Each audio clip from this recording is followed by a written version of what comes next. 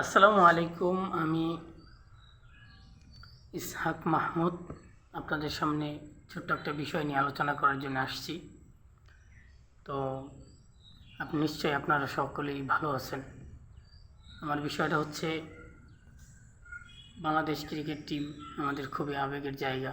তো এখানে সবাই খুব পারফর্ম করে ঘরোয়া লিগে, ভালো ব্যাটিং হয়, ভালো ফিল্ডিং হয়, ভালো বোলিং হয়, কিন্তু ন্যাশনাল টিমে গেলে কী যে ভূত চাপে তাদের উপর জানি না। আসলে খুব সুন্দর একটা মোমেন্টাম কালকে আমরা পেয়েছিলাম। 133 রান 0 উইকেট, 1 ওভার 3 বল, 97 রানে আমরা 7 উইকেট হারিয়ে ফেলছি। তো এটা একমাত্র বাংলাদেশ টিমই হয়তো যে এত সুন্দর একটা মোমেন্টাম পেয়েও আমরা হারিয়ে ফেলি বারবার।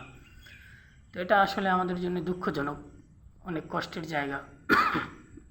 বাংলাদেশের ফ্যান পেজ আসলেই সবাই খুব আগ্রহের সাথে ক্রিকেট খেলা দেখে, কিন্তু দিন শেষে আমরা আসলে কষ্টই পাই।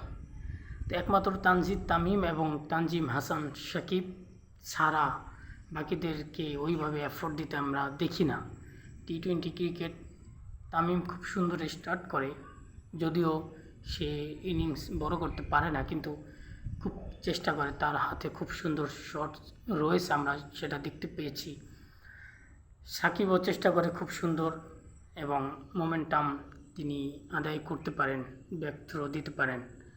তো এই মুহূর্তে আসলে ভালো একটা ফিনিশার দরকার আমাদের, যে অনেক সুন্দর ব্যাট চালাতে পারে। তো আমাদের হয়তো নুরুল হাসান সোহান খুব ভালো একটা অপশন হতে পারে।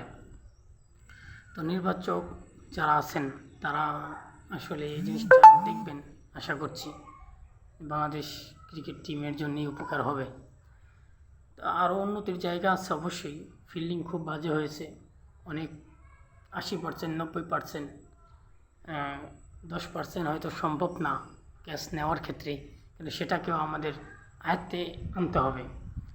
এফোর্ট আর কি এমনই হয়, দেখা যায় ভালো একজন ফিল্ডারের কারণে 10টা রান বেঁচে যায়। তো 10টা রানের কিন্তু অনেক প্রভাব পড়ে টি-20 ক্রিকেটে।